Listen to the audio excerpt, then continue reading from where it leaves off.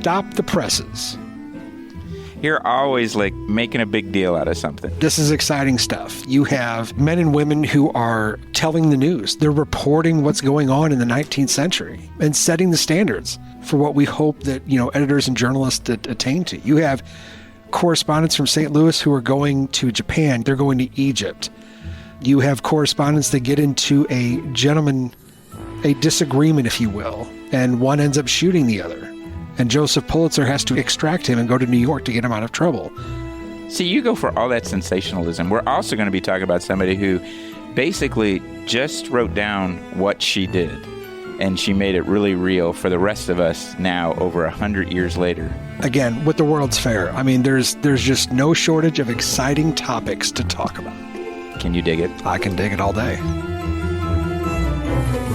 This is the Can You Dig It podcast. We crawl into the crypts, gardens, and forgotten cemeteries. Join Dan Fuller, your resident cemetery chronicler, and Joe Shields, the plot-loving development exec, as we unearth the dark secrets of St. Louis and Bellefontaine Cemetery and beyond. From garden geeks to history buffs with a taste for the macabre, as well as fans of iconography, this is your podcast. We love diving deep into the shadows of history. Let's dig in.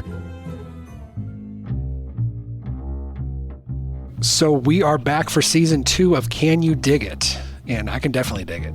It is my pleasure to introduce Dan Fuller, cemetery chronicler for Bellefontaine Cemetery and Arboretum in St. Louis, Missouri.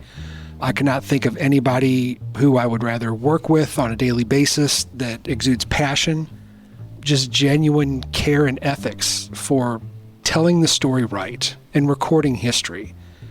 And Dan, I'm glad that we're back for season 2. Me too. I'm very excited. Needless to say, as time passes, we always find new stories to dig up.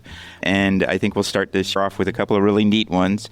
And because of that, I do have to say that I too enjoy working with Joe Shields here, who is our development officer at Bellefontaine Cemetery and Arboretum. He also drips that passion that we talk about. Quite honestly, everybody who's there at the cemetery, whether it be staff, volunteers, and we'll even talk about a board member or two, definitely drip some enthusiasm for the cemetery. And I think a lot of our listeners probably are into cemeteries, and so they kind of share maybe a little bit of that passion as well. But it's at this point that I get to let you know that we do have a guest with us, and his name is Christopher Gordon. I have the distinct pleasure of working with him as one of our board members for Bellefontaine Cemetery and Arboretum, and he is in charge of what's known in the city of St. Louis as the LRC. And, we love these acronyms and things, but that's the Library Research Center for the arm of the Missouri Historical Society. Welcome. Thank you. Chris, welcome. Thank you both for having me. This is fun. So, journalism. Oh, you got to let me dig this one just a little bit. I'm going to dig it. I'll dig it from across the table. You speak journalism right off the bat, but it's all about the way we find things. And we are beginning to digitize some of our 2 million piece of paper archive at the cemetery. And it is central to the fact that it's end of life. It is a burial. And every now and then, as I like to say, we re-find somebody, and somebody who we re-found recently. And I think your excitement is because you guys share the same first name. That is it. Is that it? Everybody named Joseph that's interred with us, I know the name. Okay. And their history. Do you want to talk a little bit about him? So Joseph McCullough, from what I've read, and Chris, please jump in at any time, the journalistic ethics, editorial ethics, all point to this guy in the 19th century. The way that he operated was a set of standards that all editors and journalists would, to some point follow. And we found him at Bellefontaine. Dan found him. Dan and his team of researchers and people who are currently scanning our archives had come up with an unmarked grave on the McKee lot. And McKee is one of the other editing giants in St. Louis history. And they found an unmarked grave on the McKee lot, and it's Joseph McCullough. And I didn't know he was there. I didn't know Joseph was with us. But it turns out that this giant in editorial and journalistic history in the U.S. is on another lot of one of our other editing giants. And Mr. McCullough is credited as being the first White House correspondent. Mm-hmm. Andrew Johnson took a liking to him. And he basically assumed or was awarded that title. Yeah, it's not what you know, it's who you know. Exactly. And Chris, correct me if I'm wrong, but he was the first presidential interview, correct? That's correct. So he is credited with inventing, if you will, the White House interview, or just the interviewing in general. It wasn't standard practice prior to that to have the reporter ask a subject questions. Reporters just basically reported what they saw, what they observed. He had the bright ideas like, let's ask these politicians or these witnesses or whatever what their opinion is, what they saw, and it just revolutionized journalism. And this takes place during the Civil War period. People are very eager to know everything that's happening with the war, but also to hear from people in Washington who are The decision makers, exactly. And it's a brilliant, very simple concept. Let's ask them. Yeah. And he did that. We take it so for granted today. I know. Yeah, it's funny that to think that, isn't this always been a thing that they would add? But no, if you look at the old newspapers, it's strictly reporting and, a certain amount of editorial license, but it's, in flowery language. Exactly. But what you were saying, Joe, about editorial integrity and so forth, yes, he was considered by his peers to be the epitome of that. But it's really interesting when you start looking into his life and his personality based on the individuals that reported on him later. So let's wind back just a little bit. We've already got him in the White House, but he is an immigrant. He's an Irish immigrant that makes his way to the East Coast and then kind of meanders around just a little bit. Yeah. So he comes to the United States from Dublin, born in Dublin, comes to the United States in the 1840s, gets a job when he's young. I can't remember. I think he's in his early teens when he gets a job with the Christian Advocate, which is a Catholic newspaper in New York City. He's working as a clerk. He eventually works his way up to a compositor, which is the individual that actually, puts the columns together and so forth, the typeset, which it had to be an incredibly tedious job, but also you're working on the strictest of deadlines. You're having to put together these tiny letters in order backwards. And watching the clock. And it's amazing when you look at those old newspapers how few typos there really are. Yes. You would expect it to be just full of typos. It does not reflect well on us. No, it doesn't. No. And so the other thing you have to think about is he's a kid, an immigrant kid, and without a lot of schooling. How's his but I'm sure he's looking at, something that's written out. But it had to have been a heck of an education, just to start that way. Baptism by fire. Exactly. He's in the thick of it. Mm-hmm. And then goes from East Coast and he gets over here somehow or another. So he comes to St. Louis for a while, and he spends a short while here before then going into the Army. So the Civil War begins. Civil War happens, 1861. Yeah, the Civil War begins in 1861. And he spends a short time at the Democrat, like 1858 to 1860, something like that. They send him to Jeff City. So he's a Jeff City correspondent as well. He's kind of one of these Forrest Gump characters. He's always kind of witness to history. It's right there, Uh-huh. He walks into it. So he's there for the 1859-1860 Missouri House legislature, where they're talking about what's going on in Kansas and the secession and all this kind of stuff. He gets to view this from literally a front row seat. Yeah, our governor, Claiborne Fox Jackson. That's right. Claiborne Fox Jackson, who's Southern sympathies and... eventually takes off with everything, including the state seal after the war, and begins and reestablishes the Missouri capital in Marshall, Texas. So, and he's witness to a lot of this. But when the war begins, he enlists in the Union Army. And again, of all the units that he picks Fremont's Guards. More St. Louis, Missouri connection. Mm-hmm. Just to put the dots together, we're talking about whose wife is the daughter of Thomas Hart Benton. Another person, we'll eventually get to it, Bellefontaine. So. Yeah, there's all kinds of connections. Fremont was married to Jessie Benton, and McCullough joins his unit and serves there until until Fremont is... I can't remember the word, but Lincoln basically fires him. Right. I'm going to interject real quick because we have noted that he is unmarked. And one of the things that our volunteers are working on are finding military men who have not been marked that we can get markers through the VA. And he's in a gray waffly area because he's part of Fremont's Guard, but we don't know if that's we'll call it legitimate military group that would warrant him a marker. So we're investigating that. That might be how we could get a marker, or maybe Joe in his due diligence can get somebody in Washington D.C. to pay for one. I'm on the hunt. So that effort's already started. I don't want to leak any names or efforts yet, but it is underway. So 2-point process. Yes. But then we come back to, what's going on, how he is embedded in a group, basically in the thick of things, always finding himself in the thick of things. And his writing kind of takes on a mystique of its own.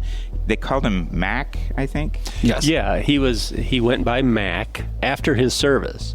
So we have to mention his service at Vicksburg, because that's, once again, that's a connection back to St. Louis, because he volunteers. He's a soldier. He's not in the Inland Navy. Right. He's a soldier. He volunteers to be on board the USS St. Louis, the ironclad made by James Eads in Carondelet, to be one of the first boats, if not the first, to go past and begin bombarding the fort. So he's putting himself right out there. He's a fearless guy. And then he did take place in the actual land battles, too, at Vicksburg and at Shiloh. Then when he musters out, and then he goes to Cincinnati, and then he's sent to Washington, D.C., and he begins his White House correspondent phase. And that's where he picks up the nickname Mac, or was that That's when he starts writing as Mac, and it appears, again, to be this column that sees the war through the soldier's eyes, through the common person's eyes, and he becomes, like literally a household name. Everyone loves to read it. Again, in looking through this guy's personality and so forth, to me, and he sounds exactly like a contemporary Andy Rooney. Yes, he does. That's a great analogy. He was Andy Rooney of his time, because he's in print form.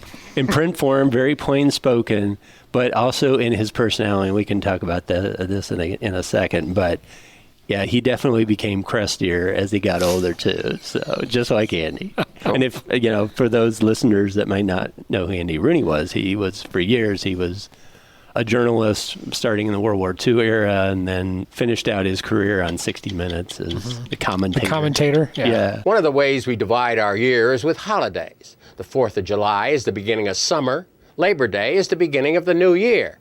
New Year's Day isn't really the beginning of anything except a new calendar. Thanksgiving is our most American holiday, and it's good because we don't have to do anything on Thanksgiving except maybe eat turkey and watch football. What a personality. Yeah. So I think it's pretty interesting that it's my find, but you seem to be the one who's more excited about him. So what really grabs your attention about Mac?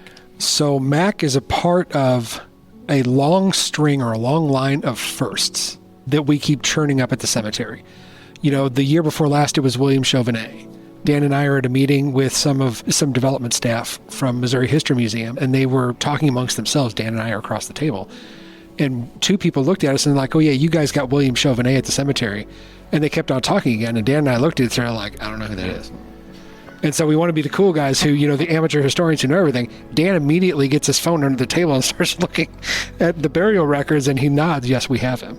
And it turns out to be, the founder of the U.S. Naval Academy. And why math and astronomy is taught the way it is because of William Chauvenet, who has just this modest marker up on Hazel Hill at Bellefontaine Cemetery in Arboretum. Dan and I didn't know it. So he was another first. There's just a long string of firsts and a long string of pioneers, people who pioneered industry. For instance, Joseph Pulitzer, another immigrant, comes to St. Louis in 1878 and buys the St. Louis Dispatch. Long story, I'm just going to treetop this. He merges it with the St. Louis Post, and that purchase establishes him as a publisher. He was known for crusading journalism, sensational exposés, and he was also a Civil War veteran. He served with the 1st New York Cavalry. But before he becomes a publisher, he's a waiter at Tony Faust Oyster House. Tony somebody Faust. else that's at the cemetery. Yeah, Tony Faust, another giant in the first electrically lit building in St. Louis. And the reason he was no longer a waiter with Tony Faust is he dropped a tray of beers on people, and he got fired. That is grounds for dismissal here in St. Louis. It is. So between Pulitzer, we have William McKee, who I mentioned earlier. That's whose lot he's on. He's convicted in the whiskey ring scandal, and Grant has to pardon him. But yet Abraham Lincoln, before that, credits William McKee as being the voice of reason and one of the voices that he credits keeping Missouri in the Union. So these giants that we have at the cemetery just had a global reach. John Cockrell made his way to Egypt. He died at 53 years old in Egypt. And I think you're making a list of all of those future... I am. I know I'm giving a shotgun blast of all this cool history, but that's why I have such a passion for these editors, because not only were they ethical, not only did they try to set standards, but they took chances and they were leading in this industry that it's just absolutely impressive. Okay, well, now we're going to wind down so that we can wind back up when we come back. Yeah, I can dig that. Good.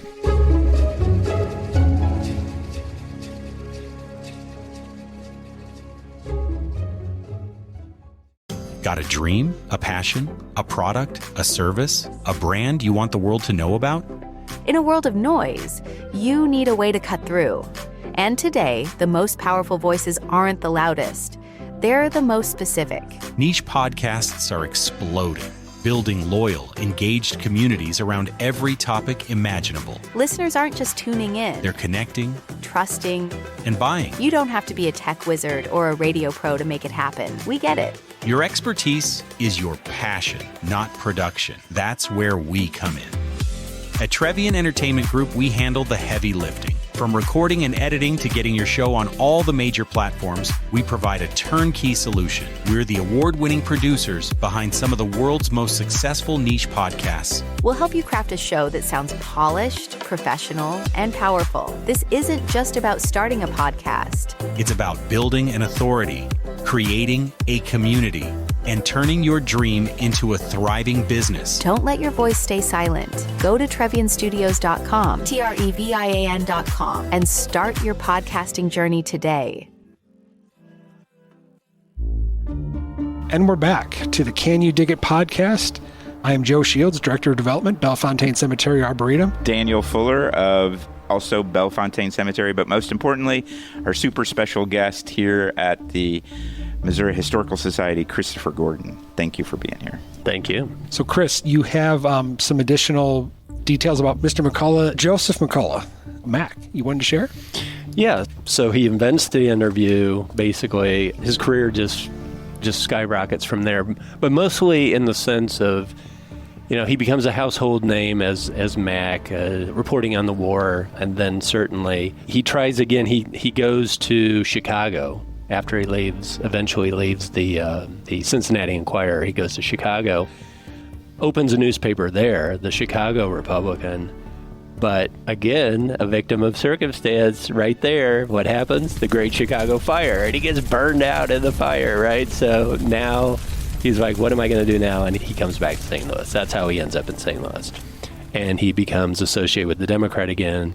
Eventually, there's a lot of drama over the St. Louis Globe and the Democrat, but there's a merger at some point, and then he becomes the editor of the St. Louis Globe Democrat, which exists right up until, the 1990s, I think, is when it... Contemporary times. Yeah, right up into contemporary times. But, the Globe Democrat was one of the leading newspapers in the United States. And so, again, his reputation was far and wide. So he becomes a part owner. But, again, when you read about his personality, he was an interesting guy. It talks about one of the stories I love talks about how in his office, he had chairs in his office, but he always kept the chairs full of old copy and books and things like that. Stuff. And it's because when people came into the office, he didn't want them to sit down. He didn't want them to be comfortable. He didn't want to get comfortable. He wanted them to get in and get out. And his excuse was always, somebody else asked him about this at one point, and his excuse was always, well, if they come in and sit down, they're going to try to tell me how to run my paper. So he never wanted them to be in. That's true proactivity.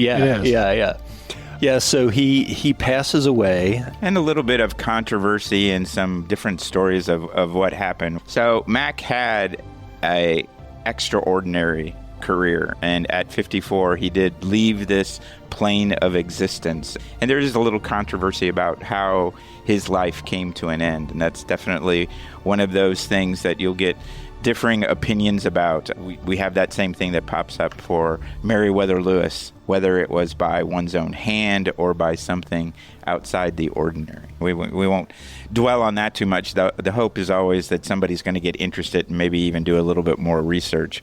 But I found and just presented a newspaper article on him that came from a newspaper even farther west than what we are. And so, he's important stuff. He's news himself now. Yeah, so the news of his death spread across the country. It was printed in the New York Times and printed in all these various newspapers across the country.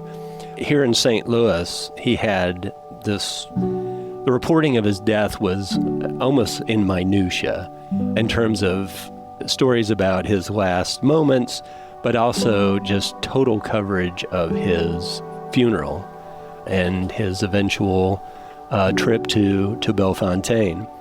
But at his actual service, which was attended by people from all over the country, the minister that got up and gave one of the eulogies, gave as his service, he has this great quote that I want to read. And this is his minister who says this. He said, "He had the power of invective in a most marked and vigorous degree.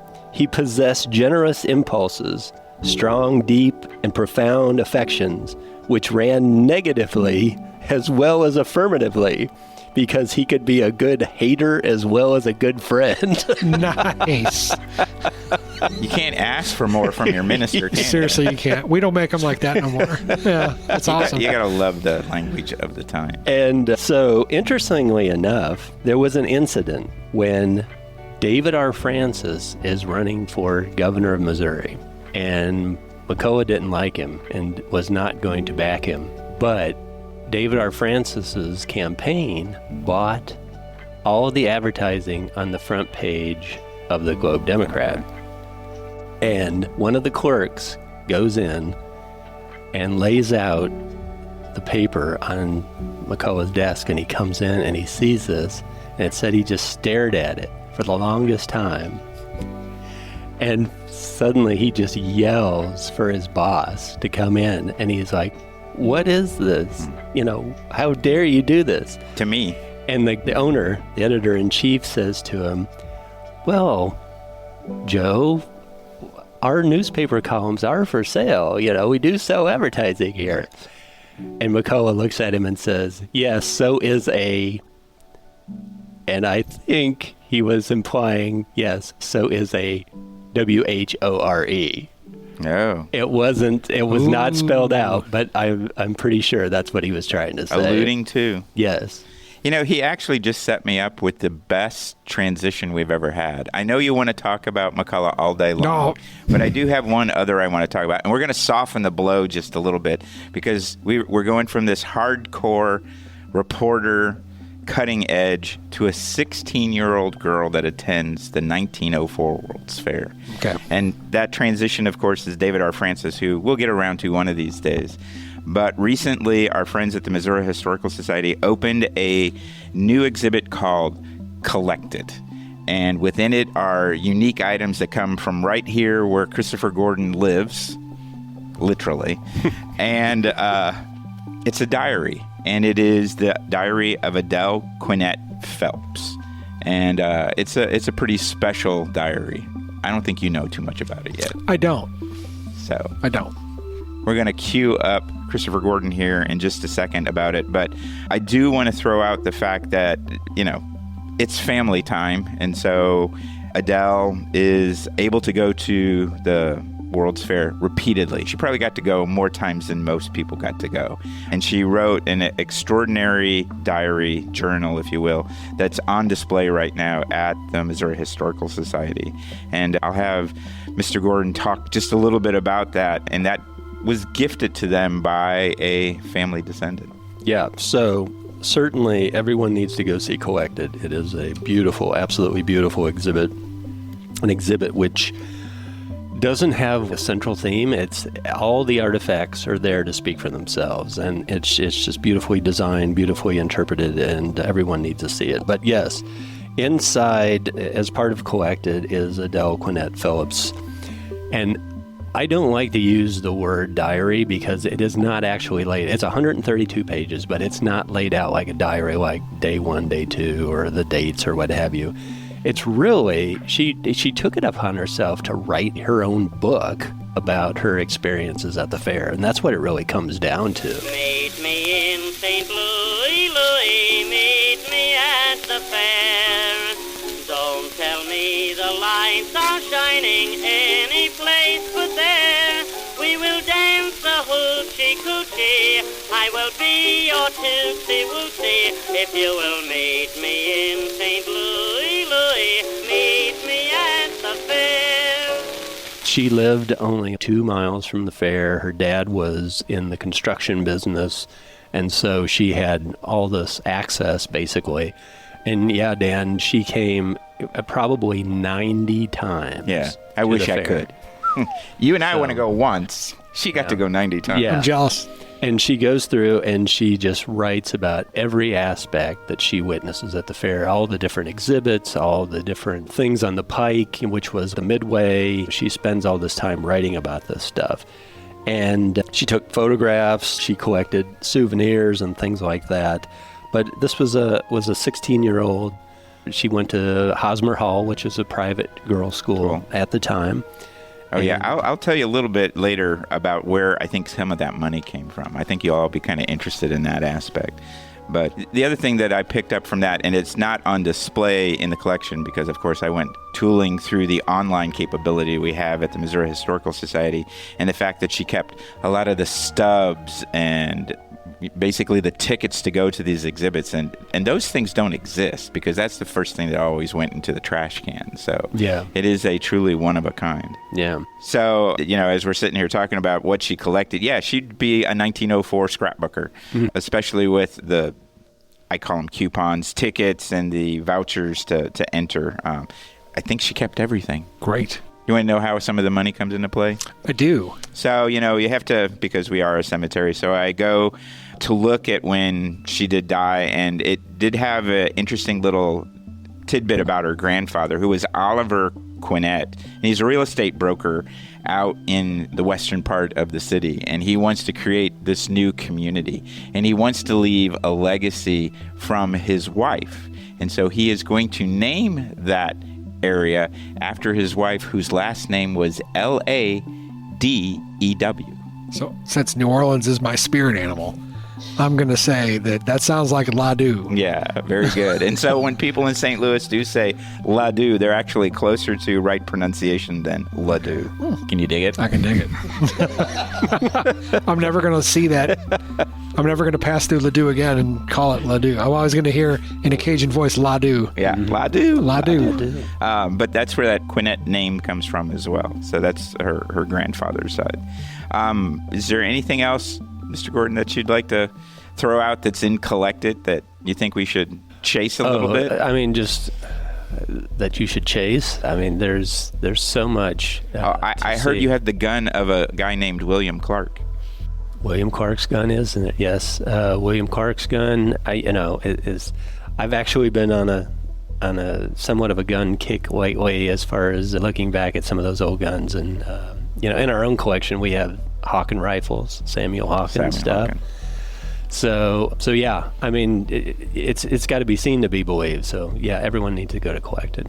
So correct me if I'm wrong, but I understand this is going to be one of those things that does have parts of it tricked out, and there'll be other parts of what is available on display? So the proper museum term is rotation. Rotation. Rotation, not tricked out. Rotation. Rotation. Yeah. You can tell I'm from the cemetery side of things. Yeah. So items will be rotated through collected as time passes. There's also a small gallery in the back where every year there will be a rotating individual exhibit that will be exhibited each year. And right now it's called Kids. It focuses on children's clothing, really well done. Our next one is going to be made in St. Louis, about St. Louis products. Oh, I bet you we can score some stuff on that. Ooh, man. Yeah. We got to get that, connection going. I could take us into a tangent that would keep us here for hours. Yeah. Well, we don't want to do that, but we do no. want to entice people to come back, listen to us again. Hopefully they're enjoying our podcast and wanting to learn more about the oldest garden cemetery west of the Mississippi. We're going to try and do some more guests, people in town, out of town. So I think season 2 can be a really exciting thing for us with Can You Dig It? I can, and I want to thank again Christopher Allen Gordon for being on the podcast with us today. And I can't think of a stronger relationship that Bellefontaine Cemetery and Arboretum has other than the Missouri Historical Society. I think both entities work great together. Right. The LRC, the Library Research Center, is a great resource for us at Bellefontaine. A lot of our volunteers find their way over here. And so I'm going to have Christopher Gordon himself explain hours and logistics. Yes, so the Missouri Historical Society's Library and Research Center is at 225 South Skinker. It is not to be confused with the museum, which a lot of people go to the museum. They don't know the Library and Research Center actually exists, but we are here at 225 South Skinker in the old United Hebrew Congregation Synagogue, and many people know where that is. We are open to the public, free and open to the public, Tuesday through Saturday. Public hours start at 12, go to 5 o'clock. On Saturday, they're 10 to 5. Anybody can come in, do historical research. House history is one of our big strengths, neighborhood history, genealogy, of course, and then our incredible archival library, photographs and prints, media resources. I do a lot of stuff online, so I found quite a few things we're that way. digitizing more and more, certainly. That is one of our major objectives, is get as much as we can online. But you still have to come in to really get granular in your research often. Right. So please, and the building is just beautiful anyway. I heard somebody relatively important spoke here one time. You could say that. Yeah. In 1960, Martin Luther King spoke in our reading room to 2,000 people, if you can believe that. We were also the United Hebrew Congregation, their longest-serving rabbi, Rabbi Thurman, was a close personal friend of Harry S. Truman. So we have some ties there as well. History all around. It's amazing. History above our head here, and of course, under our feet at Bellefontaine. And we are blessed to be able to bring that to our listeners and to highlight it and tell people. Chris, I cannot thank you enough for coming on today's podcast. Yeah, Jeff, certainly welcome. Dan, thank you for having me. Have me back anytime you want. I'd love to talk about this. All right. Well, we'll dig up some new stuff. Yeah. Can you dig it? I can dig it. Thanks for listening to the podcast. Also, please share this episode with your family and friends if you got value from the episode as well as the podcast. You can do it right from the platform you are listening on.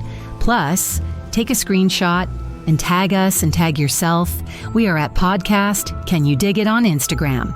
The Can You Dig It podcast is produced by Peace Off Productions and the Trevian Entertainment Group.